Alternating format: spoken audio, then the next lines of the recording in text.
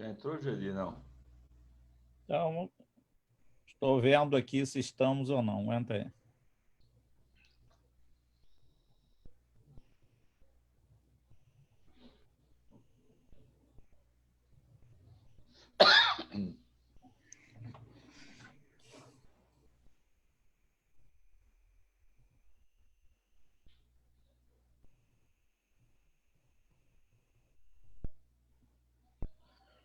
Olá, boa noite a todos e a todas. Estamos iniciando mais um papo de gestão.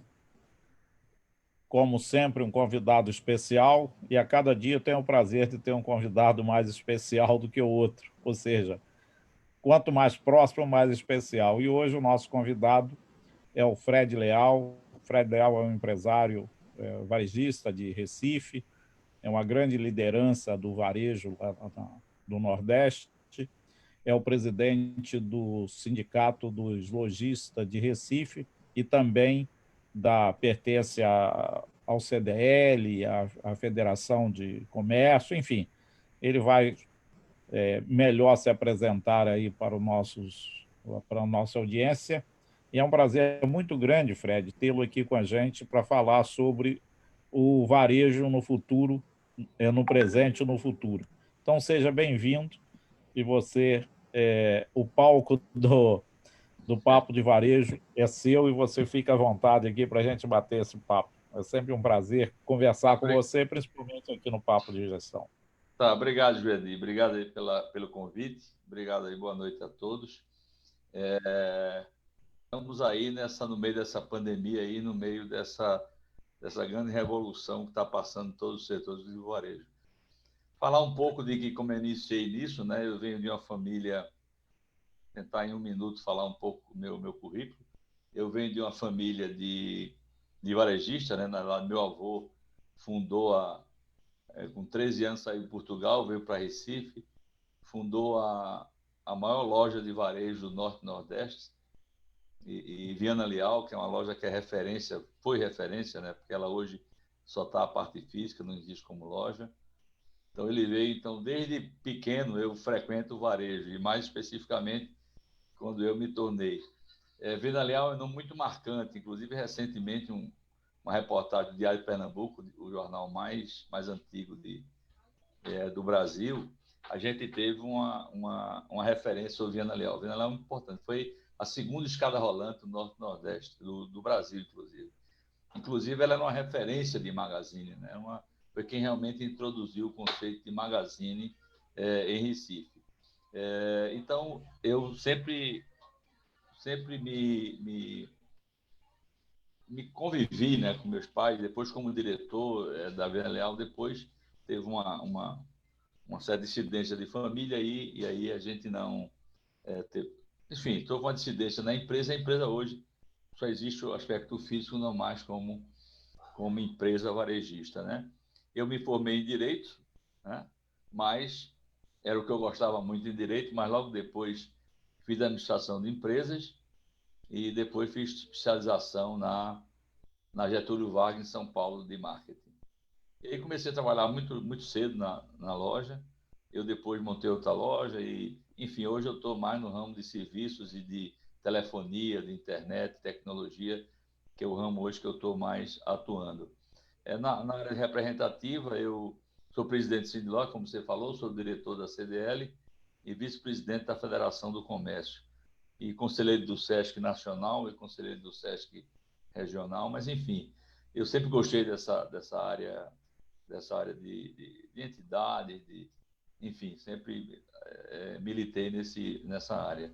E aí, e varejo sempre foi uma coisa que sempre teve em mim, quer dizer, eu vivo varejo, leio varejo nunca saiu de mim. E, enfim, isso aí é um currículo de um lutador. O varejo é um lutador, o varejista é um resiliente, é uma pessoa que no dia a dia está sempre se enfrentando aí todos esses problemas e essas grandes barreiras de ser empreendedor do Brasil, né? Mas é isso aí, Jardim. Muito obrigado pela presença de todos e estamos à disposição aí para bater o papo.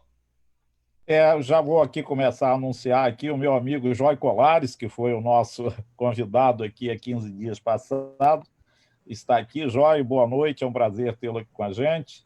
Tem também meu colega de doutorado, Vladimir Leite, lá de Manaus. Você, o Nordeste, Norte e Nordeste, hoje está presente. O Norte também é representado aqui, Belém pelo Joy e Manaus pelo Vladimir Leite, que é professor lá da Universidade Estadual e foi meu colega de doutorado na Argentina. Tem minha irmã Arlete Teixeira, lá de Conceição de Macabu, também assistindo. Enfim, o pessoal está começando a chegar e o Joia ouvindo a história do meu amigo Fred, daqui de Belém, do Visit Pará. Ou seja, o pessoal vai chegando aqui, à medida que for chegando, a gente vai anunciando. Mas, Fred, esse varejo que eu sempre brinco o seguinte, o varejo só tem uma porta, né? Você entra e não sai mais. Eu É vim do verdade. grande varejo, trabalhei na Petrobras 25 anos, na BR Distribuidora, na área de distribuição, fui gerente de diversas áreas, inclusive com passagem pela diretoria da empresa, e me aposentei novo e virei varejista. E nunca mais saí disso. Então, eu hoje, ao invés de trabalhar como eu tenho loja ainda, né? Mas hoje eu trabalho muito mais na área de gestão de varejo, na área de conhecimento de varejo. Aí eu fui fazer meu doutorado, eu fiz em gestão de varejo. Eu acho que eu sou um dos poucos PhD do Brasil de varejo. Tenho aí a Universidade do Varejo, onde a gente oferece diversos cursos de pós-graduação, curso de extensão. Organizo, como você, todo ano eu tenho o prazer de encontrá-lo em Nova York, lá do Big Show da NRF. Nos últimos anos eu tenho levado aí delegação para a NRF, enfim. A gente é devidamente comprometido com o varejo. Também sou vice-presidente do Sindicato do Lojista aqui do Rio de Janeiro, do meu amigo Aldo, que é o presidente. Enfim, nós estamos sempre juntos aí, com o Fred, defendendo os interesses dos lojistas em Brasília, no Conselho Nacional de Entidade do Comércio e Shopping Center, enfim, nós estamos aí bastante comprometidos com o varejo. Ô Fred, me conta um pouco como é que está o varejo em Recife, como é que foi? Talvez Recife tenha sido o estado que, uma das capitais que parece que sofreu menos com o varejo, né? Pelo menos do ponto de vista na área de shopping center, parece que vocês negociaram bem aí com o segmento shopping center. Mas me conta um pouco da história, como é que está o varejo aí em Recife, para depois a gente falar um pouco de varejo pelo Brasil. Joedi, na realidade o varejo ele já não vinha bem em 2019, né? Ele vinha ensaiando uma recuperação. Então, quando ele estava ensaiando a recuperação, inclusive com algumas boas expectativas, veio o Covid. No meu entender, o Covid, o que aconteceu com essa pandemia foi acelerar uma série de mudanças que já estavam por aí. Quer dizer, poucas coisas são novas. É evidente que existem coisas novas, posturas novas, novos negócios, mas de uma maneira geral, ela acelerou o processo que vinha acontecendo já de uma maneira muito evidente.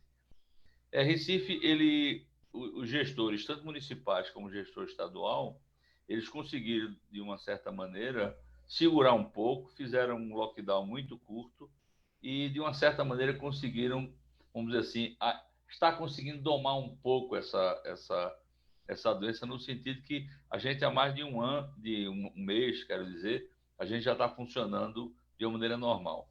Então, o varejo sentiu, a gente sentiu, mas sentiu talvez menos do que Rio Grande do Sul, por exemplo, e o pessoal do Sul que teve que retornar, teve que abrir e fechar.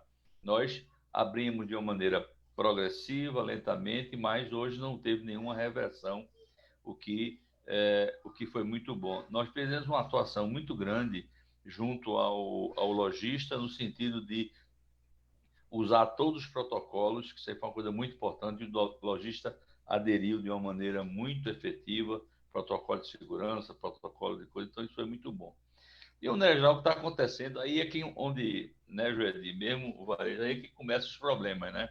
Porque todo mundo abriu, você falou do shopping center, que eu depois é um capítulo à parte, mas eu tenho que dizer que o shopping center, durante a pandemia, nós conseguimos um bom relacionamento, então teve isenção de, de aluguel, teve diminuição da cota de marketing, teve diminuição de condomínio. Então, na verdade, houve uma acomodação nesse sentido. Mas o problema é o depois, né? Então, na realidade, o presente hoje, o que é que está acontecendo hoje com o varejo? Você está tendo todos os custos no normal, porque você está abrindo, está ligando a luz, você está pagando condomínio, você está pagando segurança e assim por diante, mas você não está tendo as receitas subsequentes que possam cobrir esses custos.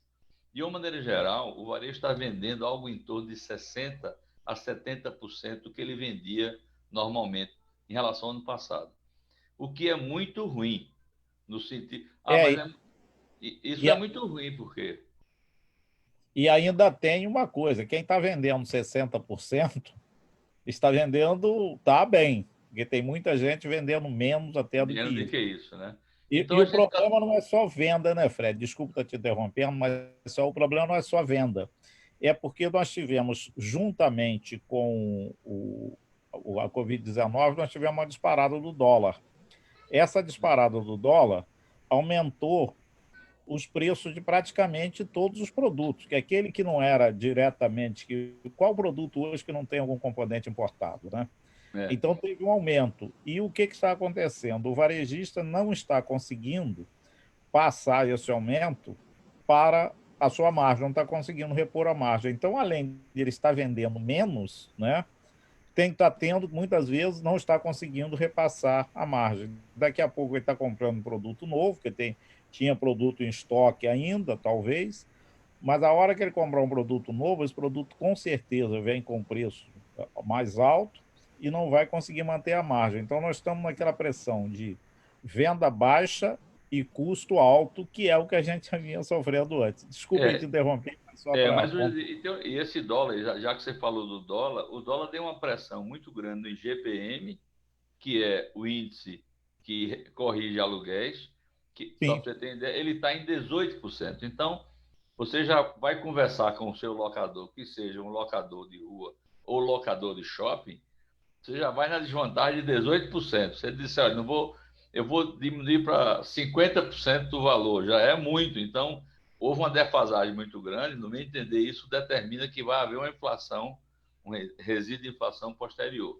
Então, esse foi um problema enorme do dólar. Além do que você falou, da quantidade de falta de produtos. Tem muita gente que está faltando produto, porque tanta indústria que dependia do dólar e do dólar aumentou muitos insumos, como também houve um aumento de custo tremendo. Então, você não está conseguindo a famosa custo de reposição. Você vende, não consegue repor.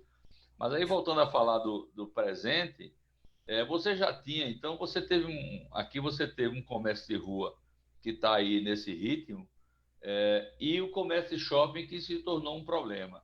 O shopping já vinha num processo de transformação grande. Eu costumo dizer que toda a estrutura de custo shopping ela foi muito voltada em cima das lojas satélites. Eles pegavam os grandes varejistas, consideravam que os grandes varejistas eram o grande indutor do tráfego, consideravam que a parte de alimentação, lazer era um complemento e os custos todos foram em cima da loja satélite. Para você mudar esse perfil, essa matriz de custo, os shoppings fazem isso não na velocidade necessária. Por quê? O que está acontecendo hoje? O lojista satélite não suporta mais aguentar os custos de um shopping, com algumas exceções, é lógico.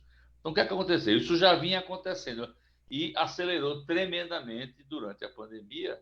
Por quê? Porque aí surgiu uma coisa chamada comércio eletrônico, e-commerce. Então, na realidade, juntou todo esse processo junto com o e-commerce e os shoppings hoje estão passando por uma mudança muito violenta. E aí recai sobre as lojas satélite, porque elas não têm venda suficiente para cobrir os custos daquele equipamento, que é um equipamento sensacional, mas ele cada vez mais voltado para lazer, relacionamento, serviços, e o lojista satélite não consegue arcar com esses custos. Além do que, todos os shopping centers, com algumas exceções, já lançaram seu marketplace.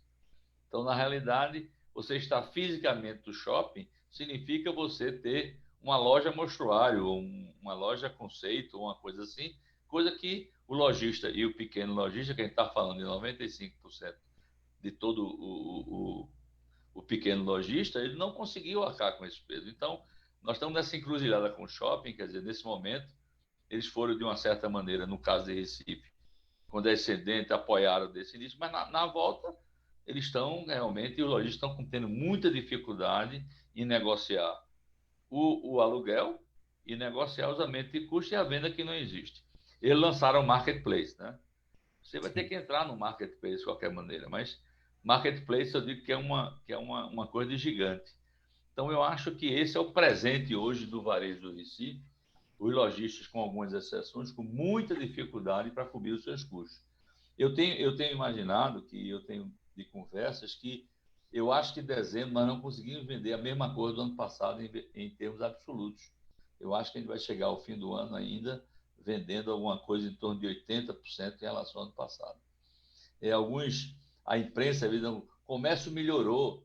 Eu acho o comércio de um mês para outro melhorar não quer dizer nada. Quer dizer, o comércio tem que melhorar em relação ao ano passado. Nossa base, como a gente tem uma sazonalidade grande, a base tem que ser o ano passado. É lógico que o comércio, cada mês que passa, vai melhorar. Não, às vezes o Dia das Crianças vai melhorar. Vai, mas eu quero saber o seguinte: o Dia da Criança do ano passado e desse ano. Então, esse é o parâmetro que eu acho que é mais importante. Então, eu acho que nós não vamos conseguir atingir, até o fim do ano, os números absolutos do ano passado. E aí, E quando se fala em varejo, né, Fred, o país é um país muito grande e são segmentos totalmente diferentes. Por exemplo, você pega o segmento de atacarejo, que é o atacado e varejo, né? Aqui no sul tem o atacadão, tem o açaí, aí no Nordeste eu não sei qual a operação de atacarejo, e eles estão à venda crescente. Você pega supermercado, está mais ou menos igual ao ano passado. Material de construção subiu também um pouco em relação ao ano passado. Em algumas capitais cresceu, está bem acima do ano um passado. setor muito, cresceu muito aqui em Recife, mas é a construção. Cresceu. Em Porto Alegre também cresceu, mas em alguns lugares cresceu acima do ano passado. O setor de farmácia também está bem, mudou o perfil do produto. Em todo esse segmento mudou o perfil do produto, mas as vendas continuaram igual. Aí você vai, quando você pega o setor de moda, por exemplo, moda está sofrendo assustadoramente. Você pega o É, setor de alimentação, de serviço, por exemplo, de bares e restaurantes, bom, turismo dá 10% da venda do ano passado. Então, mesmo dentro do varejo de produto e de serviço, para cada um tipo de produto tem uma variação muito grande, né? eu Então, acho que o setor, eu sempre entendi, viu, Joedi, o setor de confecção vai sofrer muito. Confecção, ela tem um pressuposto baixo, relacionamento, eventos. Se você não sai de casa, você não precisa comprar roupa, né? é óbvio. É A gente básico. trabalhando em casa, quantas vezes você troca de pó? Né? Você, na realidade, eu acho que esse é um setor que vai sofrer muito, vai demorar muito, porque eu acho que até o fim do ano nós não vamos ter grandes eventos, vamos ter pequenos eventos, né? Aqui o governo já sinalizou que não deve ter o carnaval em fevereiro. Você imagine tudo isso. O Réveillon não vai ter no Brasil nenhum. Então, você É. imagine o setor que vendia muito no Réveillon por causa de roupa branca, uma nova roupa, e agora? Quer dizer, então, tudo isso eu acho que impacta muito negativo.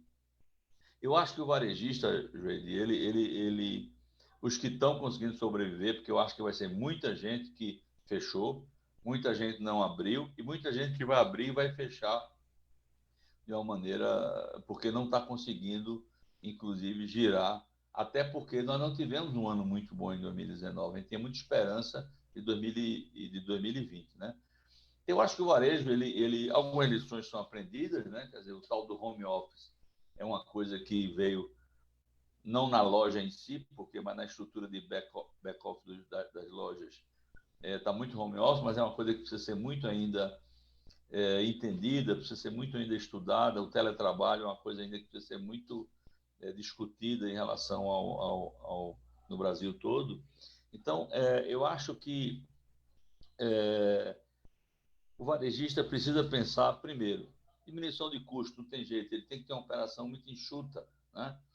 Ele precisa ver como é que ele consegue, a maioria dos pequenos, trabalhar com comércio eletrônico. Eu acho que o comércio eletrônico, o e-commerce, ele jamais vai acabar com as lojas de rua ou lojas de shopping. Ele é um complemento, como a gente já vinha dizendo há muito É. tempo. Só que ele avançou demais. Ele avançou de uma maneira muito rápida, enquanto o setor de loja física ficou parado, né? Nós ficamos parados e o e-commerce tomando espaço. Isso você criou novos costumes, você criou novas modalidades, você criou uma nova maneira de se comprar que eu acho que veio para ficar. Isso não há nenhuma possibilidade de retornar. Então, o varejista tem que pensar nisso tudo, quer dizer, como é que ele vai enfrentar outro problema que eu acho que vai haver muita concentração, voltou a concentração. Voltou a concentração. Para você ter uma ideia... sério, eu sempre critiquei a concentração. Você vê, no setor do eletrodoméstico, violentamente voltou a concentração. Você tem dois grandes players no mercado, Casa Bahia e Magazine Luiza.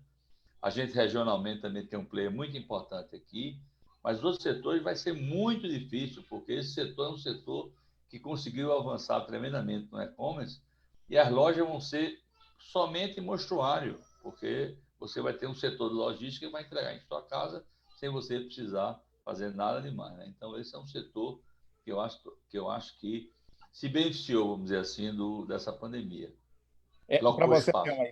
Para você ter uma ideia, saiu um estudo há um mês, mais ou menos, uns 20 dias, que as grandes lojas cresceram, as vendas cresceram o dobro do pequeno varejista.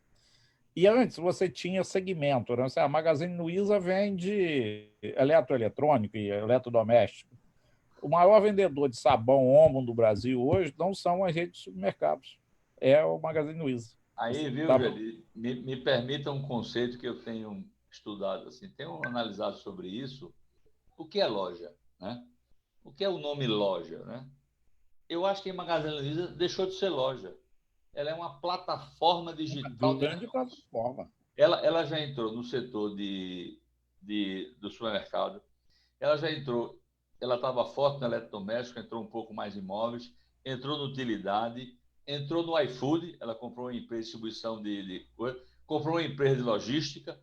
Com certeza ela vai entrar no setor comprou de sapato comprou a Netshoes de sapato, ela vai entrar no setor financeiro. Sim. Ela é uma plataforma de negócio, ela não é mais um varejo, entendeu? Então, esse conceito de plataforma de negócio é uma coisa que eu acho que precisa ser muito estudada e vai ser um conceito que vai se alastrar por todos os setores. O que é um banco hoje? Que já o banco vai vender também tudo, quer dizer, o que é um banco? Ele tem os clientes digitais na mão, ele faz o que ele quiser com os clientes digitais, evidentemente, desde que ele tenha custo, no nosso caso, uma concentração muito grande financeira. Mas, olha, esses setores, Magazine Luiza, Casa Bahia e os outros grandes, eles não são mais lojas, eles são plataformas de negócio. E o seu exemplo foi muito bom no momento em que ele entra pesadamente no supermercado. Agora, isso tudo, viu, Joedi? Eu acho que é o varejo do futuro. Eu acho que isso é o varejo sem moeda, né? O varejo Sim. sem moeda física, o varejo sem agência de pessoa física, o varejo em que as lojas vão ser modelos como se fosse loja conceito, de experimentação, de experiência para o cliente. Não vai ter mais...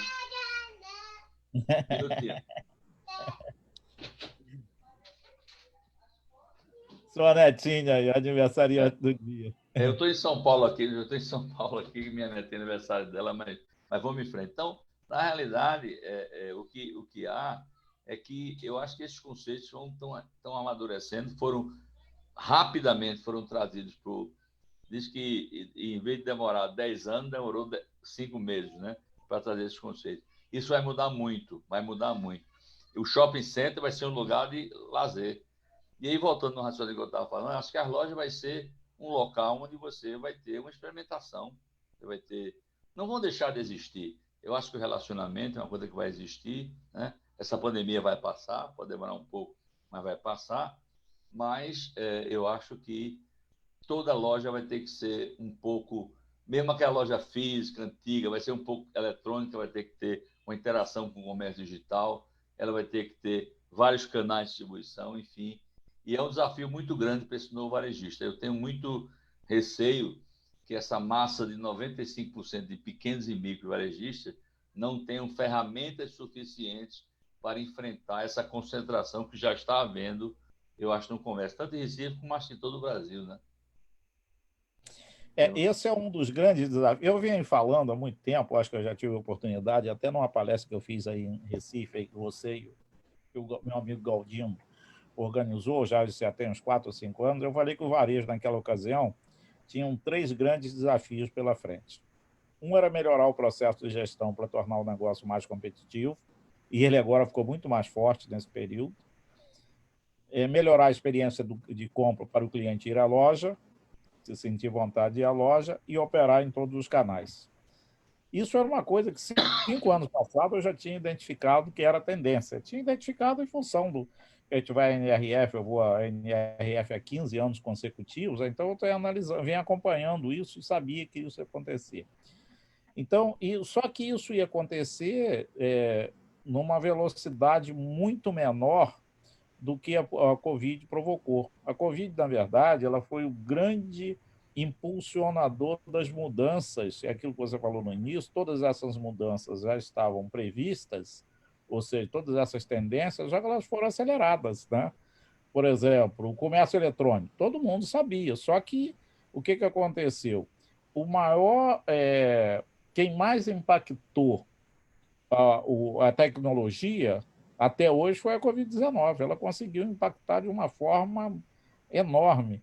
Para você ter uma ideia, essa plataforma que nós estamos falando, pela qual nós estamos falando, o Zoom, ela hoje vale mais do que a maior companhia de aérea do mundo. Ou seja, um negócio que antes ninguém sabia que existia. Já existia, mas a gente nem sabia. Então, o pequeno lojista, assim como a gente que vive no varejo, a gente está estudando isso todo dia, né? O pequeno varejista, para sobreviver, ele vai ter que trabalhar com nicho, né? Um nicho de mercado muito, muito específico, e usar. Imagine o seguinte: se hoje a gente já tem tecnologia, imagine a hora que chegar no mercado o 5G com a internet das coisas. Que aí vai. O 5G hoje vai ser 25 vezes mais veloz do que o 4G, do que o 3G, o 4G que se tem hoje. Você imagine isso você usando a internet das coisas, onde a Samsung, esses dias, divulgou uma notícia que o celular tem 5 anos, que o máximo para durar o smartphone é no máximo 5 anos. Por quê? Porque você pode fazer qualquer coisa, você pode projetar na palma da sua mão, projetar na mesa, ou seja, o seu óculos pode ser a internet, o botão da camisa, qualquer coisa pode ser, né? Por isso o nome internet das coisas. Então, o varejo, o pequeno varejista, ele vai ter que se reinventar de uma forma muito rápida. Eu só posso pensar o seguinte: tem que se reinventar, mas qual é o caminho? Cada um tem que encontrar o seu, porque vai depender muito do nicho de mercado que ele atua. E Mas nesse momento. algumas coisas eu acho que são muito palpáveis, sabe? Desculpe, mas, por exemplo, produtividade do metro quadrado. Isso Sim. é uma coisa que veio assim para arrebentar.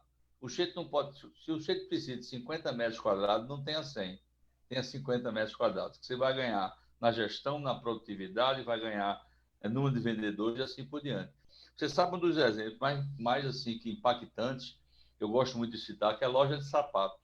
Há 5 anos atrás, você entrava, tinha aquela bateria de gente para poder experimentar. Você vai no loja de sapato hoje, tem no mínimo um terço do setor. E nisso aí uma coisa, Joezinho, que eu queria tocar também, que é uma coisa que me preocupa. Eu acho que o governo ele fez todas as medidas emergenciais que foram suficientes para poder acalmar ou pelo menos subsidiar ou ajudar nessa pandemia. Isso ajudou muito a renda, principalmente no Nordeste.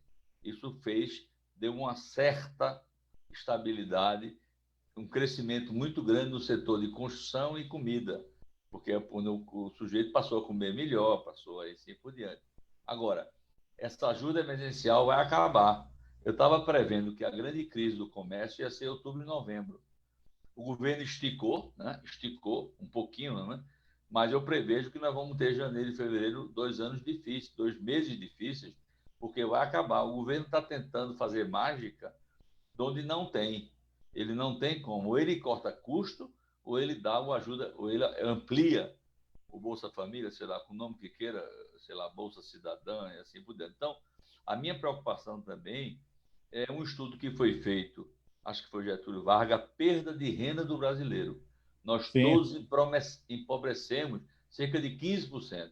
Isso é muito, muito valor, isso é muito alto para um país que está em desenvolvimento e com as carências sociais em que nós temos. Então, a gente não está sentindo muito, porque eu acho que a gente está um pouco ainda se utilizando dessa ajuda dos R$ 600, assim por diante. E Mas nós vamos sentir.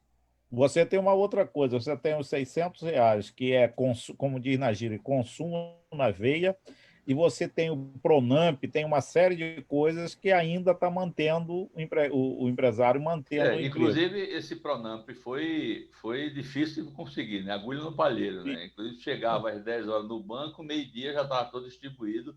Eu tive vários lojistas que reclamaram, inclusive da cooperativa de crédito, eu sou diretor da Sicredi, uma excepcional cooperativa de crédito. Eu acho que é uma coisa que tende a crescer também, dentro do sentido, mas mesmo na cooperativa, o gerente me disse, olha, o dinheiro é muito pouco que vem, quer dizer, o que o Banco Central está repassando para ser distribuído é muito pouco pela necessidade. Então, esse Pronamp foi uma coisa que, na realidade, foi muito complicado. Então, eu acho que esse é de renda. O varejo vive, né, Joelho? Você sabe muito bem, vive de renda e crédito, né? Basicamente. Mas renda e crédito são fundamentais do varejo. Então, a gente teve uma perda enorme de renda, ou nós vamos ter ao longo do tempo. E o crédito, por incrível que pareça, mesmo com esses 2%, o crédito está muito caro na ponta. Muito caro na ponta.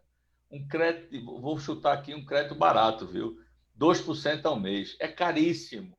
É caríssimo se você fizer as contas direitinho. Então, renda e crédito são muito complicados.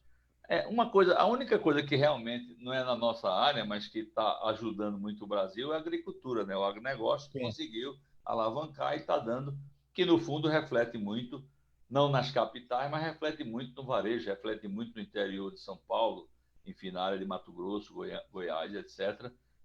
Porque realmente esse aí disparou por conta do dólar, por conta de produtividade e por conta de competência também do nosso agronegócio. Então, eu fico muito preocupado em saber como é que a gente vai voltar a ter esse desemprego, Joedi.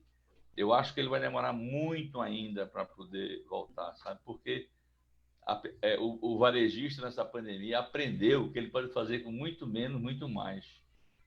Isso é um E negócio a gente complicado. tem, e aí só voltando um pouquinho à renda, você imagina o seguinte, esse abono, vamos dizer assim, ele está rendendo em torno de 60 bilhões de reais. Se você botar que o salário mínimo é de R$ 1.000, você, para gerar esse dinheiro, você teria que gerar 60 milhões de emprego. Né? Pô, imagine, é uma conta que se faz, esse valor, 60 bilhões não é tanta coisa, mas quando você passa e leva para o salário, ele dá 60 milhões de emprego. Se você pegar que o salário médio do brasileiro não chega a R$ 2.000, você está falando de 30 milhões de empregos que E outra deveria ser coisa, criado Edi, para... você tem uma coisa chamada qualificação, né? Quer Sim, dizer, as pessoas não têm a qualificação necessária. Quanto tempo demora para qualificar? Qual é um vendedor hoje que não tem que ser digital? Você tem é. que saber mexer em computador, entender aquilo tudo.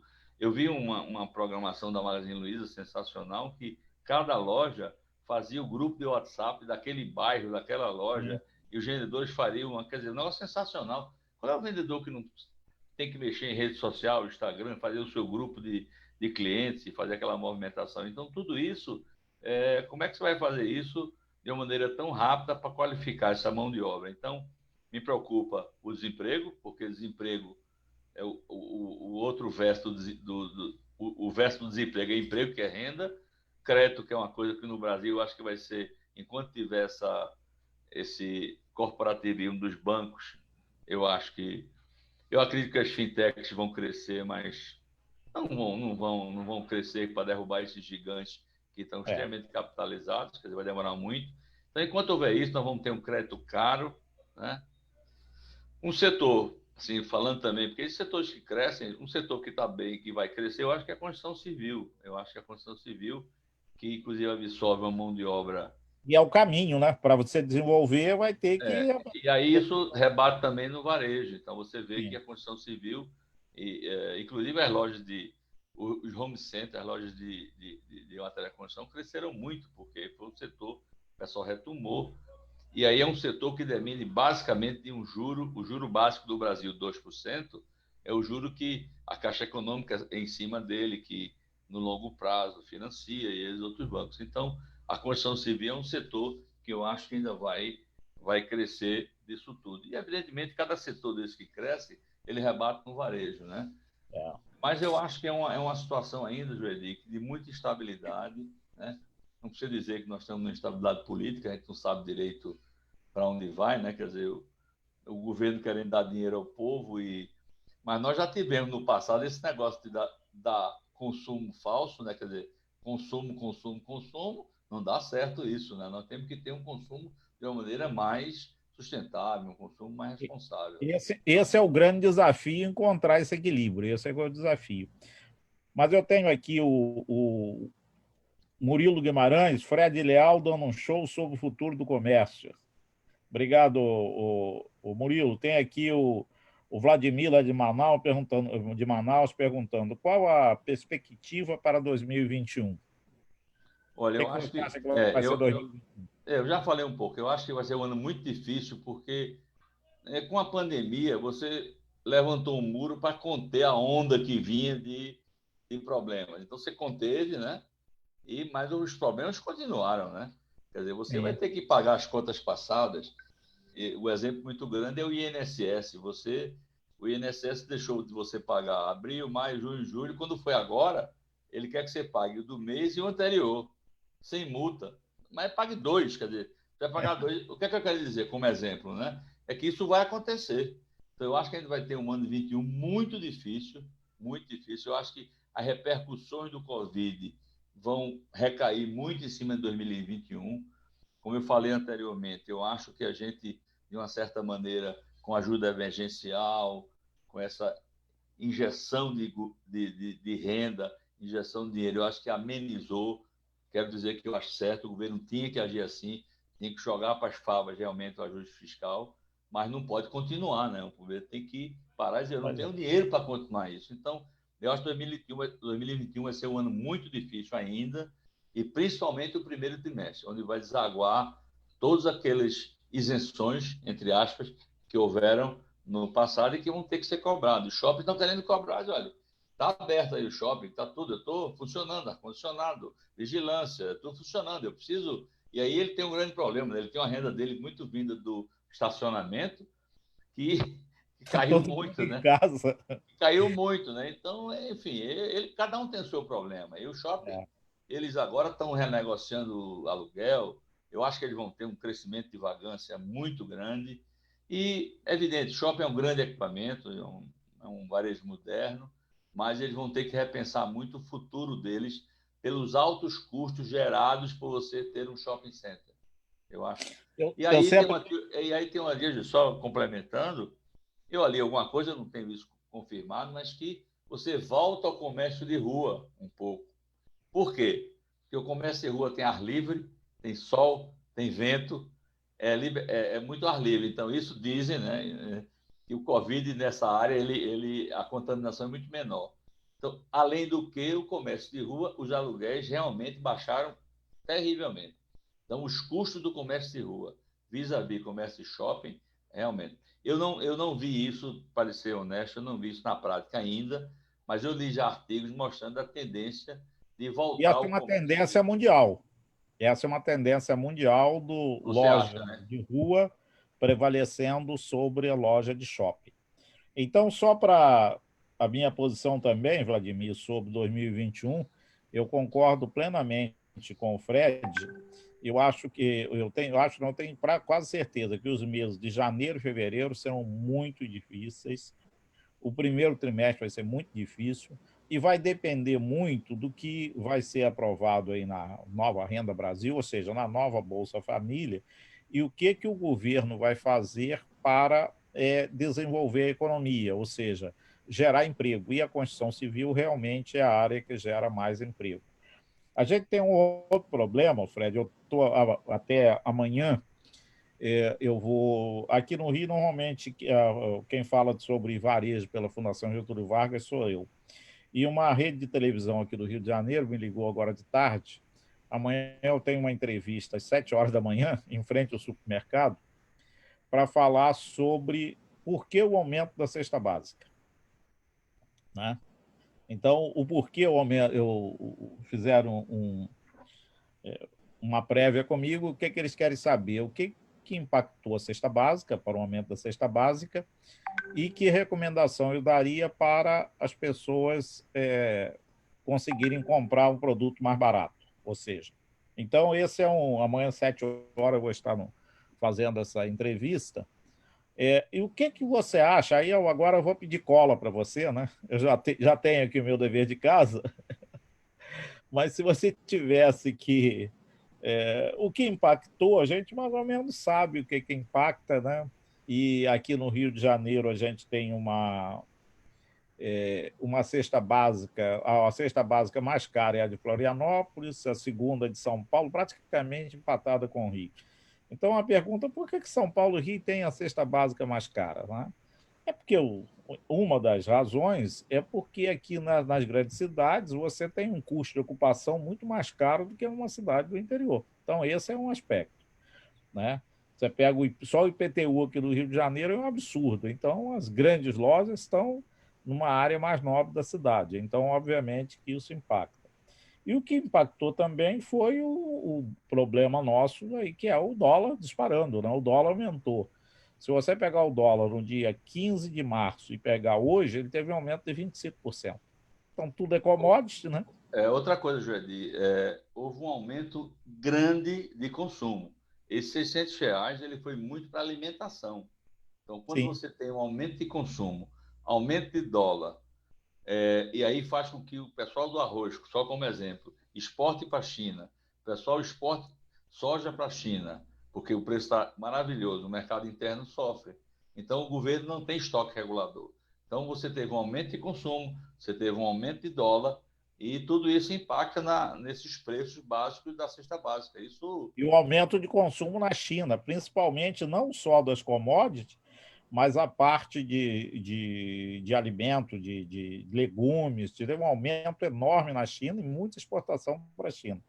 Então, esse é o diagnóstico que a gente faz. O Rio de Janeiro, obviamente, que aqui nós tivemos um problema sério de roubo de carga no passado, tudo isso acaba impactando lá no preço final do produto, né? Então, isso aí, esse diagnóstico exatamente que eu vou falar amanhã na entrevista sobre isso. E o que você, como é que as pessoas conseguem, vamos antecipar quem não vou, amanhã vai ser na Record aqui do Rio de Janeiro, na TV Record, ao vivo às 7 da manhã. Mas e o que fazer para minimizar esse efeito? Como é que qual a sugestão que você... Não, eu acho aquela básica, né? Você vai ter que comer e se alimentar. Eu estou falando de uma classe média, né? Quer Sim, dizer, uma classe é mais uma classe abaixo, média. aqui é a cesta Ela vai ter básica. que, ela vai ter que comprar aquilo que não está caro, né? Ela tem que procurar. Por exemplo, ser bem radical, deixa de comer arroz, né? Quer dizer, agora é evidente, estou falando de um mesmo genérico. Tem pessoas que só tem na mesa o arroz e o feijão, aí não tem jeito, ela tem. Mas ali, carne também subiu, carne de frango subiu, carne de porco subiu, ou seja, proteína subiu. Eu acho que não tem. Eu não vou sugestionar para comer menos, né? Porque você não dá. Agora é você mudar o perfil um pouco, tentar mudar um perfil um pouco do. E outra coisa, eu acho, comprar mais poucas quantidades, né? Porque isso flutua muito, né? Quer dizer, hoje está assim, pode ser que daqui a 15 dias o. Então é você, em vez de, por exemplo, fazer compra para um mês, com arroz, como exemplo, nesse patamar, compra para uma semana, para 5 dias, e aí você tenta fazer com que o estoque, porque o arroz vai cair também, o feijão vai cair, sempre foi assim, vai cair de preço. Isso é cíclico. Então, nesse momento, você não precisa fazer grandes compras, fazer compras menores e aproveitando aquilo que está. Não tem outra maneira. Eu acho que isso é uma coisa que estava previsto que ia acontecer. Substituir as marcas mais caras por marca própria do Tem supermercado, né? crescido muito as marcas de supermercado próprio, muito mesmo. É. O de açúcar tem crescido Isso bastante. é um fator. O outro é dar preferência aos atacarejos, que normalmente ele tem menos conveniência, tem menos serviço, mas tem custo mais barato, né? Então, o caminho é esse aí mesmo, não tem É. muito Mas uma coisa que inventar. é importante, você me lembrou de uma coisa, está meio fora, mas está dentro do nosso contexto, que eu acho que é muito importante essa mensagem, sabe, Jedi? É o seguinte: vamos comprar do local. Comprar o Vamos local. comprar do local. A gente tem que, por exemplo, pessoal, compre de Recife. Se puder, compre daquele pequeno varejista de Recife. Quando você está comprando do pequeno varejista, você está reforçando a cadeia, você está dando amplitude, quer dizer, não fique naquela história. Então, isso é uma campanha, inclusive, que nós estamos... Já teve algumas, sempre tem campanha nesse sentido. Compre em Recife, compre do pequeno. Você está, no fundo, reforçando a cadeia, que vai, de uma certa maneira, no médio prazo, baixar os preços. Porque eu estou muito preocupado, Juedi, com a concentração de loja, concentração de grandes magazines que vão comer os pequenos todos. Isso é muito ruim. A gente já teve experiência no passado sobre isso. Não é bom. Eu acho que quanto maiores pequenos tiverem, é mais importante. Os pequenos, você sabe muito bem, sofrem. O empresário pequeno E sofre. também, e aí vamos dar um recado também, que eu acho que é importante para a nossa classe, né? Que é o pequeno varejista. Ele também não pode aproveitar essa oportunidade que as pessoas, está todo mundo incentivando a comprar nos bairros, e ele elevar o preço. Para você ter uma ideia, semana passada eu fiz uma pesquisa, dentro da Rocinha, um pacote de arroz estava sendo vendido de 5 quilos por R$ 37. E na Zona Sul, ali no Leblon, estava sendo vendido a 24. Ou seja, também é uma outra coisa que precisa de consciência do O senhor pequeno. mercado, ele age, né? Hein? O O senhor senhor do mercado, mercado ele age, tem né? pouca oferta, o que, que ele faz? Ele joga. Oferta e demanda. Isso Então, aí, desde que a gente... é, essa é uma outra coisa, que orientação da. Não adianta você botar o seu preço para ganhar. Eu estou falando do pequeno varejista, que às vezes no bairro, ele está na hora de eu ganhar dinheiro, põe o preço lá em cima, e aí o consumidor entende que o preço dele está abusivo e deixa de comprar e sai falando para todo mundo, porque ele está no bairro, e aí fica muito mais fácil da divulgação. Hoje o grupo do WhatsApp faz parte do mesmo local, então também precisa ter essa preocupação, né? Ou seja, a gente tem que estar muito consciente nesse momento, no sentido de não aproveitar uma oportunidade para ganhar mais daquele que não tem nada. Então, também um outro conselho que eu passo aí para o varejista, de modo geral: não adianta você aproveitar a oportunidade agora, joga o preço lá em cima, ninguém tem arroz, eu vou botar o arroz a R$ 40. Porque o dia que tiver, ele não vai comprar em você, ele vai lá onde ele comprou mais barato. Então, é também um assunto, é muito delicado. Eu sempre digo o seguinte: esse é um momento, é como você segurar um pardal na mão, né? Se você apertar, você mata o bichinho, se você soltar, ele voa. Então, tem que ter esse equilíbrio. Mas deixa eu só... Tenho aqui meu amigo Irani Varela, aqui, que está aqui me assistindo, meu colega de Petrobras, a Beth Varela, estão aqui também assistindo aqui. É sempre um prazer a gente ter aqui as pessoas nos acompanhando. Ô Fred, nós já estamos... Eu sei que hoje é o aniversário da sua filha, da sua netinha, nós temos 7 minutos, e não vou te prender mais nem um minuto. Eu acho que nós já conversamos muita coisa sobre o varejo de um modo geral. Eu gostaria que você agora começasse a dar as suas... Já falamos aqui de uma série de recomendações, né? Mas qual seria, assim, 2 ou 3 pontos que você gostaria de enfatizar para o pequeno e médio varejista que está nos assistindo e que vai nos assistir daqui ao longo da semana? Olha, o básico, Joedi, é produtividade. É fazer com menos mais. Como é que você faz isso? Primeiro, olhando os custos, né? Tem que olhar os custos, tem que cortar todos os custos necessários do possível. As ferramentas tecnológicas digitais, elas ampliam o seu mercado de uma maneira avassaladora, com custo muito baixo. Então, pequeno varejista hoje, existe muita gente com muitas ferramentas acessíveis. Participe de redes sociais proativas de varejo, tem muitas. Tem gente ganhando muito dinheiro no Instagram, fazendo verdadeiras lojas digitais. Então, eu acho que o varejista não pode entender que o meu varejo é aquela portazinha no shopping center, onde eu tenho 50 metros quadrados e dali eu vou dizer, não vai, não vai. Eu acho que vai ter que ter uma união muito grande do pequeno varejista, e aí os sindicatos, um dos que eu represento, eu acho que são muito importantes nessa união para poder tentar equilibrar essa relação com os locadores, que sejam de rua ou sejam de shopping center. Eu acho que é uma coisa que a gente vai ter que repensar, né? Eu entendo um lado de um e de outro, mas a gente está aqui como entidade para tentar equacionar e tornar esse processo mais econômico. Então, eu acho que fundamentalmente é isso. procurar novos mercados. Eu acho que você não se restringe mais ao mercado do seu entorno, você tem a internet lhe dá ampla condição de você atingir todos os mercados e procurar uma diferenciação. A diferenciação pode ser no seu modo de atender, na sua qualificação do seu funcionário, pode ser na forma que você cria uma experimentação do consumidor dentro da loja, criar uma coisa nova dentro da loja. Eu acho que e de se diferenciar, você tem que ser distinto, você tem que se diferenciar, porque hoje um sujeito que tem número de seguidores equivale, né? Eu aqui, O eu dinheiro aqui com hoje minha é, o neta, dinheiro hoje é o eu mundo aqui dos com minha seguidores. neta vi uma blogueira aí que tem 3 milhões de seguidores. Eu fui ver ela aí, ela só fala bobagem, uma menina de 12 anos de idade, e tem 12, ela vale alguma coisa. E ela hoje tem até boneca. Você vê como o mundo está um pouco nesse ponto, Mas mas eu dentro, acho. só complementando essa sua dica aí que é importante, eu acho que nesse momento, acho, né, não é uma coisa que a gente pode afirmar com certeza, é muito importante você rever, porque o varejista ainda pensa que ele pode vender tudo para todo mundo, né? Então, a redução de variedade e aumento da profundidade nesse momento é fundamental.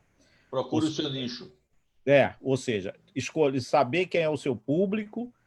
Eu vou comprar só camisa de manga longa com quadrinho, porque o meu público só compra isso. Em vez de eu comprar 20 modelos de camisa, eu compro 5 modelos e faço um estoque. Eu tenho mais profundidade, ou seja, eu tenho compro uma maior quantidade por unidade. Se você reduzir a variedade em detrimento e aumentar a profundidade, certamente você pode reduzir o tamanho da sua loja. Reduzindo o tamanho da sua loja, você pode reduzir o custo de ocupação, que é, sem sombra de dúvida, um custo muito elevado para a gente que é lojista, você sabe disso, né? Então, eu acho que esse é o caminho que você mencionou. Eu estou trabalhando muito hoje nas empresas que eu faço consultoria, trabalhando já lá no início, trabalhando com orçamento base zero. Esquece o seu orçamento do ano passado, as suas vendas agora serão 60% do que eram antes, e a sua margem vai cair em 10%, por exemplo, ou 15%. Então, E eu vou desse. dizer, Joesi, a pessoa tem que tentar o seguinte: nós estamos ainda num processo de sobrevivência. Sim, Se ao sim, fim do sim. ano você estiver, não ganhar nada, mas sobreviver, eu acho que você é um grande vencedor. E tem que ter um cuidado muito grande para não pegar um dinheiro bom, né, e estar botando em cima de um negócio que não existe mais. E esse E também é aí, outra coisa. Eu estou vendo muita gente queimando patrimônio, tentando salvar um negócio que ele não vai existir mais, ou seja, já outra está coisa, certo que não vai existir tem uma mais. máxima, viu, Joesi, que eu acho que hoje se aplica mais. Pessoal, olho no caixa. Olho As no caixa, é empresas, fundamental. as empresas quebram, não é porque elas não têm lucro, elas quebram porque falta caixa. É, Quem tem é. caixa, mesmo tendo prejuízo, consegue, neste país, às vezes sobreviver. Então, olho no caixa, o americano adora isso, cash. Olho no caixa, fique líquido. E aí, evidentemente, cada um tem sua maneira de fazer. Deixa de pagar isso agora. Fique líquido. Mesmo que você tenha prejuízo. Mesmo que você tenha prejuízo. É evidente que eu não estou aconselhando ninguém ter prejuízo eternamente. Estou falando de um momento atípico de sobrevivência. Olho no caixa. Caixa é fundamental. Caixa quebra uma empresa. Falta de caixa, lógico. Meu amigo, são 9 horas da noite, estamos encerrando aqui mais um papo de gestão. Agradecer muito a sua participação, o papo foi excelente. Você realmente dá uma aula de varejo. Também você está no varejo desde que nasceu, né? Desde que nasci, exatamente. Mas isso é verdade, Desde viu? que nasceu. Meu pai, no Dia das Crianças, ele às vezes na semana ele levava ele para a loja e eu ficava no quarto andar no setor de estoque abrindo as caixas dos Lelotip e, me desculpa a expressão, aporreando os estoquistas todos, mas era o filho do dono e ficava lá. Então, eu realmente estou no varejo desde criança, realmente, né? Atrapalhando, inclusive, nessa época. E para quem chegou agora, o Fred, a família do Fred tinha uma das lojas mais tradicionais do Nordeste, né? Foi a segunda loja a ter escada Cada rolante rolante do Brasil. do Brasil até a escada rolante. Então, uma família tradicional de varejista lá de Recife, veio de Portugal, o pai dele veio de Portugal, estabeleceu em Recife, E hoje é uma liderança lá no varejo. Ele, pelo papo aqui, você já viu que ele realmente entende muito de varejo, é uma pessoa muito respeitada no segmento de varejo, não só lá em Recife, mas no Brasil todo. E é uma honra tê-lo aqui com a gente, batendo esse papo de varejo. Agradecer a audiência, agradecer ao Renato Guedes, que está aqui com a gente, o Joy, o Irani, a Beth, a Arlete, ou seja, todo mundo que está aqui nos assistindo. Desejando a todos uma boa noite, um feliz aniversário para sua netinha, Fred. Obrigado, Joeli. Obrigado e parabéns pelo programa. É um papo descontraído, mas aí a gente sempre tem alguma coisa, mesmo que pouco, a acrescentar nesse desafio aí, nesse resiliência de ser empreendedor varejista do Brasil, viu? Não é fácil. E tem o seguinte, o pequeno empresário, normalmente ele é muito solitário, né? Então a gente criou esse papo de gestão aqui justamente para levar a informação do que está acontecendo. Então eu já conversei com o Fred, com você, com o Paulo Cruz semana passada, lá de Porto Alegre, com o Joy, e assim eu vou fazendo, vou falar com o Nadim de Belo Horizonte, falar com o Edson de Brasília, falar com o Guto lá de Campinas, enfim, a gente vai fazendo uma rodada aí de varejo pelo Brasil, trazendo informação do que está acontecendo. Então, obrigado, José. Obrigado a você e boa noite a todos aí. Obrigado. Boa noite a todos e até terça-feira, se Deus quiser. Fique com Deus. Tchau, tchau.